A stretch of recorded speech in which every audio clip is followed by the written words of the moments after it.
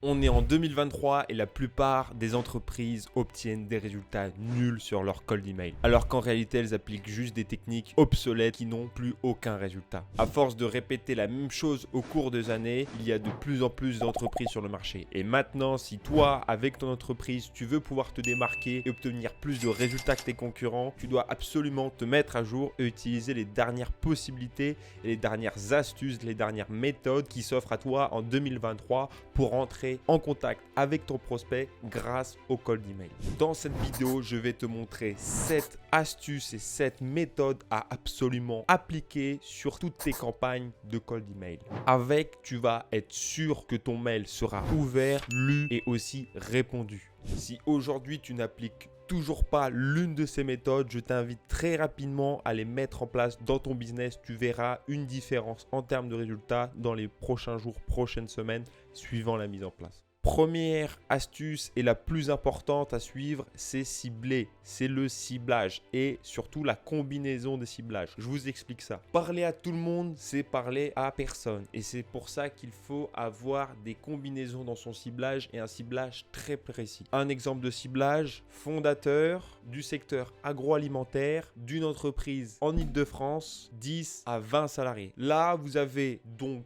le poste, le secteur, la taille de l'entreprise et le positionnement géographique dans l'entreprise. Avec tout ça, vous vous assurez de cibler des entreprises très précises. À cela, vous pouvez aussi ajouter des intérêts dans votre ciblage, comme des entreprises qui ont récemment refait leur site internet ou des entreprises qui ont un certain chiffre d'affaires particulier. Ça, c'est des choses que vous pouvez obtenir dans les différents outils de scrapping. Je vous recommande d'aller voir ma vidéo sur le scrapping, comme ça vous aurez beaucoup plus de détails et une explication ultra complète là-dessus. Mais pour l'instant, je ne vais pas vous en dire plus, la vidéo n'est pas faite là-dessus. Mais avec une combinaison comme celle-ci, vous pourrez toucher la bonne personne. Très important. Une fois que vous avez la bonne combinaison, vous allez pouvoir appliquer la deuxième astuce. Comprendre réellement son prospect et qu'est-ce qu'il veut. Trop d'entreprises aujourd'hui continuent à envoyer des mails en disant « Je suis une entreprise de prestation de service X, je peux t'aider avec mon service A et mon service B, ça coûte pas cher, on peut être très compétitif et tu verras, je pourrais peut-être t'apporter du résultat. » La réalité, c'est qu'il faut arrêter de se vendre, il faut arrêter de parler de soi. Il faut plutôt chercher à analyser le ciblage qu'on a et la cible qu'on va chercher à approcher pour comprendre quels sont leurs intérêts. Et dans nos emails, jouer sur ces intérêts uniquement et pas parler de nous. Il faut être le plus évasif et le plus discret possible sur ce qu'on fait finalement. Il faut surtout parler de l'entreprise qui est en face de nous et de ses potentiels intérêts. Et c'est uniquement en parlant de ses intérêts et lorsque votre prospect se sentira compris avec vraiment un lien qui est authentique, qui là se dira « mais c'est qui lui en fait ? Qui est-ce ? Comment il a compris ce que j'avais comme douleur ? Comment il a compris un petit peu mes problématiques ?» Et de là, il peut faire des recherches sur vous. Il peut vous répondre si vous lui posez des questions, vos premiers emails.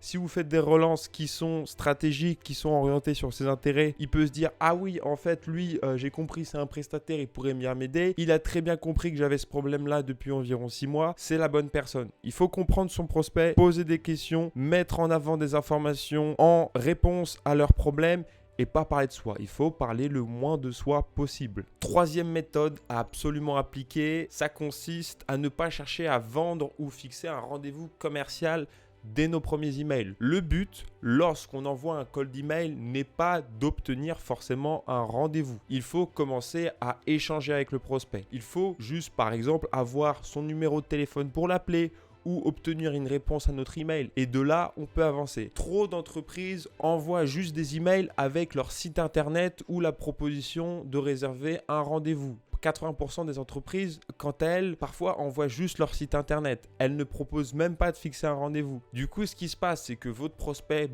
il va sur votre site internet, il voit un petit peu ce que vous faites et en fait, il se dit « Bon, c'est un prestataire comme un autre, ça a l'air intéressant, je regarderai plus tard. » Mais en réalité, il ne regarde jamais. Et là, vous le perdez et le cold email que vous avez envoyé, finalement, passe à la trappe Et c'est la même chose pour des centaines et des milliers de prospects que vous allez contacter tous les mois. Et c'est pour ça que vous devez appliquer cette 4e astuce qui consiste à encourager l'échange et à intriguer votre prospect. Vous l'avez compris, envoyer son site internet ne sert à rien. Donc, ce qu'il faut chercher plutôt à faire, c'est à poser des questions. C'est potentiellement à cibler ses douleurs, à cibler les problèmes ou cibler les intérêts qu'il a, comme on disait sur l'astuce numéro 2. Et c'est en lui posant des questions et en commençant à échanger avec lui que vous allez pouvoir créer le lien.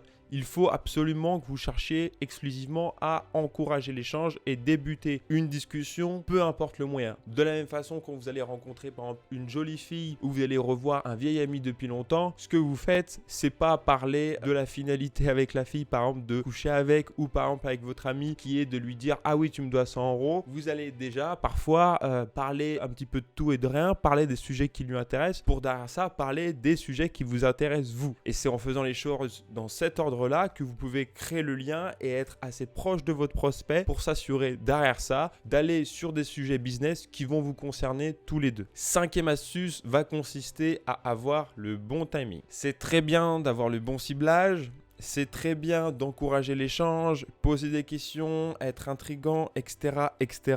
Mais si vous avez le mauvais timing, ça ne servira à rien. Si votre prospect vient de refaire son site internet et vous lui proposez une prestation de création de site internet, qu'est-ce qu'il s'en fiche? Il l'a refait il y a 2 semaines. De l'autre côté, vous êtes une agence immobilière, vous prospectez un prospect pour savoir s'il veut vendre sa maison et il vient de l'acheter, il ne vous vendra pas sa maison. C'est logique. Donc, c'est pour ça qu'il faut analyser le ciblage que vous avez et faire en sorte aussi d'être très précis là-dedans ou d'adapter de l'autre côté votre offre un petit peu à votre cible pour faire en sorte d'avoir des prospects qui sont en phase de recherche ou des prospects qui ont besoin de votre prestation. Des prospects qui vont être en phase de recherche, vous allez pouvoir l'inclure dans votre ciblage. Encore une fois, je vous incite à regarder ma vidéo sur le scrapping et sur le ciblage des prospects pour avoir là une vision plus globale sur comment faire des listes de prospects qualifiés et aussi comment faire des listes de prospects qui correspondent à un timing spécifique. Maintenant, si on parle du coup du prospect qui a besoin d'eux, ça c'est plutôt simple. Vous allez pouvoir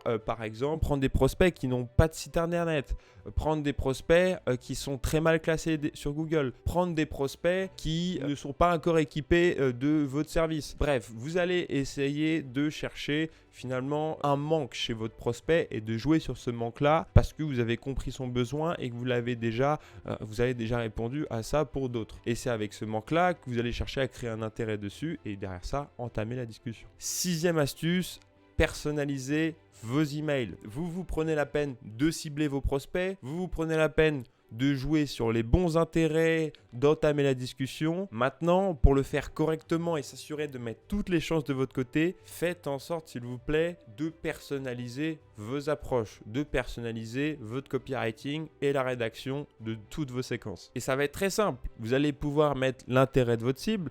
Par exemple, si vous avez plusieurs cibles, comme par exemple, on va parler d'une agence immobilière, elle va cibler les particuliers, elle va cibler les professionnels, elle va cibler par exemple les chargés de biens pour créer des partenariats. Pour les particuliers, elle va parler par exemple d'économie.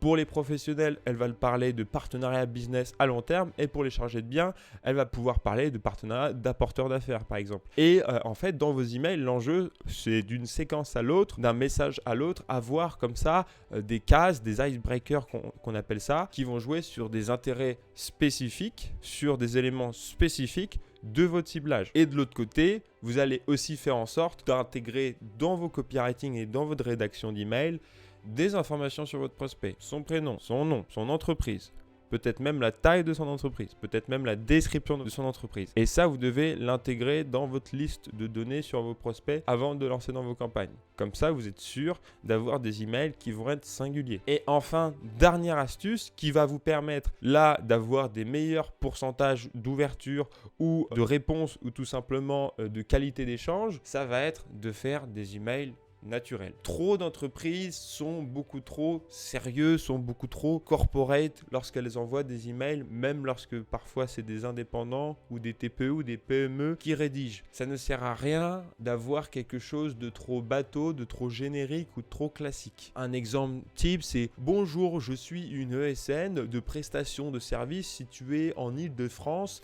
On a déjà tous reçu un email de ce genre où on a une entreprise qui parle comme si c'était un robot, qui parle comme à un entretien d'embauche d'il y a 10 ans. Ça ne sert à rien. Soyez naturel dans les emails que vous envoyez et faites aussi en sorte d'adapter votre langage à votre cible. Peut-être pour des entreprises corporate et des grosses entreprises, il peut valoir la peine d'avoir un langage soutenu et sérieux, mais de l'autre côté, si vous échangez avec des patrons ou des directeurs de TPE, PME ou TI ou même des indépendants, restez naturel, restez détendu, restez courant. Ne cherchez pas à enjoliver tous vos messages. Allez sur LinkedIn aujourd'hui, sur LinkedIn, ce que vous pouvez voir de plus en plus apparaître, c'est du storytelling, c'est des gens qui parlent d'eux-mêmes de façon honnête ou quasiment honnête, avec un langage qui est très courant et un ton conversationnel, un petit peu comme s'ils discutaient avec vous pendant une soirée. Ils ne sont pas là à vouloir faire attention, à toujours